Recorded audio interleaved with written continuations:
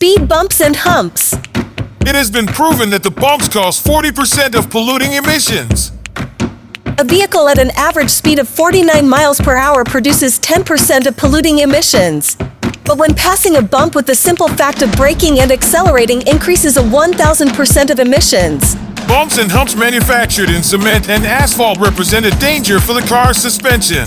Sometimes they are extremely high.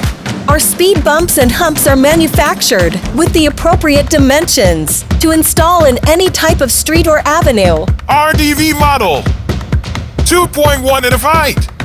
Speed hump for bike lane, 3.7 in of height. Speed bump with spheres, 2.3 in of height.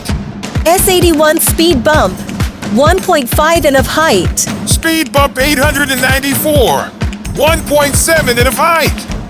Speed bump 51, 1.9 in of height. Lighted crosswalk, 4.1 in of height.